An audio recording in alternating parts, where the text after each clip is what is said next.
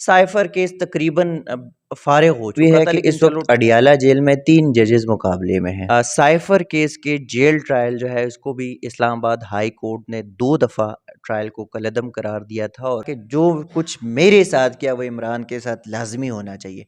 Trial court के पास तो बिल्कुल इख्तियार नहीं है, हक़ दिफ़ा आप किसी का नहीं ख़त्म कर सकते। बिस्मिल्लाहिर्रहमानिर्रहीम। अस्सलाम वालेकुम नाज़रीन, आप देख रहे हैं मेरा फेसबुक और यूट्यूब चैनल। मैं हूं आपके साथ फैज़ुल हसन मलिक। नाज़रीन, आज साबिक़ वज़ीर आज़म इमरान ख़ान और शाह महमूद कुरैशी साहब को साइफ़र केस में 10-10 साल की सज़ा सुनाई दी गई है। इस हवाले से हमारे साथ मौजूद हैं senior court reporter Zeeshan Saeed sahab. उनसे बात करते हैं। शान भाई, बहुत शुक्रिया आपके टाइम का। एक तो साइफ़र केस के हवाले से जिस तरह की ये केस चला, उस हवाले से पीटीआई के वकील भी कह रहे हैं कि हमें जो है जरा करने का मौका भी नहीं दिया गया। तो इसकी कानूनी हैसियत क्या है, आप कैसे देखते हैं? वालेकुम सलाम फैज़। साइफ़र केस के हवाले से अगर मैं 2-3 चीज़ें बता दूँ तो एक तो ये है, क्योंकि पनामा से लेके आज तक हम ये बड़े-बड़े केसेस हमने कवर कर लिए। इतना अगर तेज़ तरीन ट्रायल का कहा जाए तो मेरे ख़्याल में पहला नंबर इस केस को दिया जाएगा। और उसका दूसरा एक रीज़न ये भी है कि इस वक्त अडियाला जेल में 3 जजेस मुकाबले में हैं। 3 जजेस, एक साइफ़र केस का जो जज है अबुल हसनात ज़ुल्करनैन साहब, वो इस मुकाबले में है कि पहले मैं सज़ा सुनाऊँ। दूसरे नंबर पे एहतसाब अदालत के जज मोहम्मद बशीर साहब हैं, उनके पास 2 रेफ़रेंसेस है, अल-कादर ट्रस्ट और तोशाखाना तहाइफ़ वाला। तो वो भी इस मुकाबले में थे कि मैं इस केस को पहले जो है वो पहले सज़ा सुनाऊँ। और तीसरे नंबर पे इद्दत केस के निकाह वाले जज कुदरतुल्लाह का। तो तीनों केसेस में जो है कुदरतुल्लाह वाली, तो उस पे इस्लामाबाद हाई कोर्ट का भी स्टे चल रहा है। साइफ़र केस के जेल ट्रायल जो है उसको भी इस्लामाबाद हाई कोर्ट ने 2 दफ़ा ट्रायल को कलअदम करार दिया था, और उसको असर-ए-नो इस केस की वो अहकामात दिए थे। इसी साइफ़र केस में सुप्रीम कोर्ट ने शाह महमूद कुरैशी और इमरान खान की ज़मानत भी मंज़ूर कराई थी। अब साइफ़र केस में जो पहले उसकी कुछ गलतियाँ, कोताहियाँ, इसमें बहुत सारी गलतियाँ थी। गलतियाँ ये कि जज की तैनातियाँ, फिर जेल ट्रायल, फिर इन कैमरा ट्रायल, फिर गवाहान की जो ये इस केस में 25 गवाहान थी, उनके बयानात को रिकॉर्ड करना, फिर हाई कोर्ट का रिमांड बैक करना, सुप्रीम कोर्ट ने जिस हिसाब से उसमें डिटेल जजमेंट दी, फिर जस्टिस अतहर मिनल्ला का उसमें इजाफ़ी नोट लिखना। साइफ़र केस तकरीबन फ़ारिग हो चुका था, लेकिन चलो ट्रायल है, ट्रायल की हद तक तो उसको देखा जा सकता है। लेकिन ट्रायल में भी देखिए कुछ चीज़ें हैं कि उसमें आपको कानूनी तौर पे बहुत सारी चीज़ें करनी पड़ती है। आज हमने देखा कि जो ऑफ़िशियल सीक्रेट एक ख़ुसूसी अदालत के जज अबुल हसनात ज़ुल्करनैन ने पूरे पाकिस्तान के जो क्रिमिनल लॉ है, क्रिमिनल जो सीआरपीसी है, उसको ही उड़ा दिया। यानी कि क्रिमिनल केसेस में आपके पास ये इख्तियार नहीं है, किसी भी जज के पास, न सुप्रीम कोर्ट उसमें कुछ कर सकते, न हाई कोर्ट, ट्रायल कोर्ट के पास तो बिल्कुल इख्तियार नहीं है।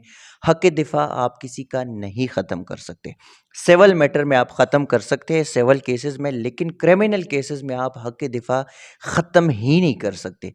अब यहाँ पे साइफ़र केस में भी हक़ दिफ़ा जो है वो ख़त्म हो गया, और जो तोशाखाना केस है उसमें भी हक़ दिफ़ा ख़त्म कर दिया गया। जो कानूनी सुकम जो जो मेन है, वैसे तो बहुत सारे कानूनी सुकम हैं, इसके ऊपर वफ़ाकी हुकूमत की नोटिफ़िकेशंस, जज की तैनातियाँ, जेल प्रोसीडिंग, ये सारा कुछ, उसमें बहुत सारे कानूनी सुकम। लेकिन आज के जो फ़ैसले की हद तक अगर बात करें, एक तो ये है कि क्रिमिनल प्रोसीजर में, क्रिमिनल केसेस में आप हक़ दिफ़ा ख़त्म नहीं कर सकते।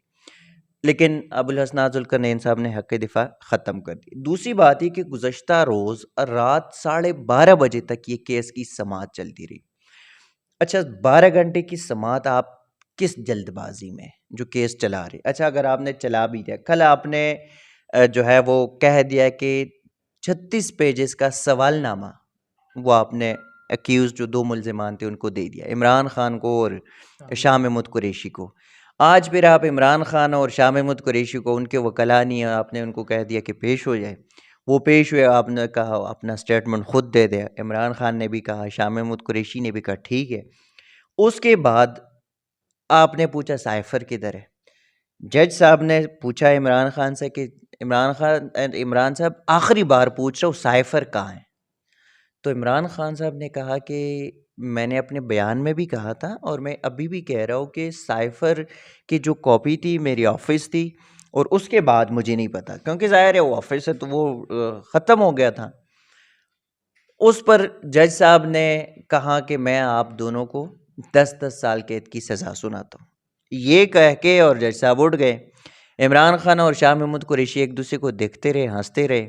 जो कानूनी पाकिस्तान, आईनी पाकिस्तान बताता है, जो उनका बुनियादी हकूक़ है, और किसी भी मुलजिम के पास ये हक हासिल है कि 342 का जो बयान है वो जब तक कलमबंद नहीं किया जाता आप सज़ा सुना ही नहीं सकते।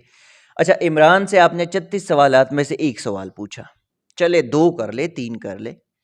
शाह महमूद कुरैशी का तो आपने सवाल ही नहीं पूछा, और रीज़न ये है कि कल शाह महमूद कुरैशी ने आपको कहा जज साहब को कि मुझे आप पे अदम एतमाद है, और उसके बाद आपने इतना मंडा कि केस को जो है ना आपने पूरा एक दिन में ख़त्म कर दिया। कोर्ट स्टेट को मगर कहते यहाँ पर तो ये देखा गया है कि जैसे आज सलमान सफदर साहब भी कह रहे थे कि हम मौजूद हैं, इमरान खान की तरफ से हमें आगे जाने नहीं दिया जा रहा, और शाह महमूद कुरैशी साहब के वकील भी मौजूद थे, तो उसके बावजूद जो है वो उनके सरकारी एक वकील को लगा के जरा मुकम्मल की गई है। इस केस में सिर्फ एक वकील नहीं है, इस केस में बैरिस्टर अली ज़फ़र, सरदार लतीफ़ खोसा, सलमान सफदर, हामिद ख़ान, सिकंदर ज़ुल्करनैन, उस्मान रियाज़ गिल, नियाज़ुल्लाह ख़ान नियाज़ी, शुएब शाहीन, बैरिस्टर गौहर, ये सारे वकील आए, ये सारे पेश होते रहे।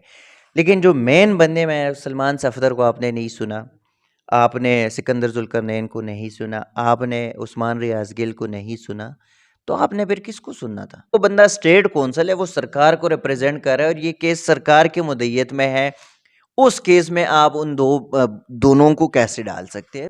तो जैसे सुप्रीम कोर्ट में ये केस था, जब ज़मानत के हवाले से सलमान सफदर दलाइल दे रहे थे, तो जस्टिस अतर मनैला ने कहा था कि जो ये केस चल रहा है, इसके हिसाब में तो सज़ाए मौत और 14 साल की सज़ा कह रही है, वो तो बनती नहीं है। वो मैक्सिमम जो सज़ा है वो 2 साल तक बनती है, जो केस है सामने। तो उसके बावजूद भी फिर कल भी खबरें चल रही थी कि सज़ाए मौत की हो सकती है, लेकिन आज 10 साल की सज़ा सुनाई। इसको आप कैसे देखते हैं जब ये अपील आगे जाएगी हाई कोर्ट में और फिर सुप्रीम कोर्ट में तो? देखिए, इस केस में सुप्रीम कोर्ट ने भी बड़ा वाज़ेह कर दिया था कि इसमें जो जो दफ़ात शामिल की गए थे उसके तहत तकरीबन 2 साल की सज़ा बनती है। सुप्रीम कोर्ट ने भी कह दिया था, और जो इमरान खान के वकील थे सलमान सफदर ने भी हाई कोर्ट में भी ये बात बताई थी, ट्रायल कोर्ट में भी, और यहाँ पे सुप्रीम कोर्ट में उन्होंने बड़ी डिटेल के साथ और जजमेंट्स के साथ ये बताई थी, और सुप्रीम कोर्ट भी ये बात मान चुकी थी कि इस केस में 2 साल की सज़ा है। लेकिन चूँकि साइफ़र था, साइफ़र का जो एक तो ये था कि ये कानून है 1921 का, जिस वक़्त पाकिस्तान भी नहीं बना था, जिस वक़्त भारत का जो कानून हम फ़ॉलो करते थे, इंडियन एक्ट 1935 भी नहीं था। जिस वक़्त ये कानून बना था उस वक़्त तो दुनिया इंसानी हकूक़ से भी नावाकिफ़ थी। अच्छा, इस केस में फिर 10 साल भी नहीं बनते थे। अगर सुप्रीम कोर्ट वाली जजमेंट नहीं माननी 2 साल वाली, तो फिर तो इस केस के 2 सज़ाएँ हैं, या सज़ाए मौत है या 14 साल सज़ा है, तो फिर वो दोनों क्यों नहीं है? लंदन प्लान का हिस्सा था, या जो ये कहा जा रहा था कि Nawaz Sharif level playing field माँग रहे हैं, वो लेवल प्लेइंग फ़ील्ड ये नहीं था कि उनको वज़ारत-ए-उज़्मा दे। वो लेवल प्लेइंग फ़ील्ड ये था कि जो कुछ मेरे साथ किया वो इमरान के साथ लाज़मी होना चाहिए। तो बाकी ये इलेक्शन के बाद इस टोटल केस में जो मैं समझ रहा हूँ, क्योंकि आज नहीं तो कल ये फ़ैसला हाई कोर्ट में चैलेंज होगा, और महीना 1.5 महीने के बाद जो है ना इस केस को या सेटिसाइड अगर ना भी करते तो सस्पेंड करेंगे। अगर सस्पेंड होती है तो ज़मानत तो पहले है, अगर सस्पेंड भी हो जाए तो भी ज़मानत मिल जाएगी दोबारा। बहुत शुक्रिया ईशान भाई आपका। जी, इनका यही कहना है कि जैसे आज का जो फ़ैसला है, इसको जब भी पीटीआई कानूनी तौर पर चैलेंज करेगी हाई कोर्ट में, ये सस्पेंड हो जाएगा, क्योंकि इसमें से बहुत सारे कानूनी नुकात हैं जो पूरे नहीं किए गए।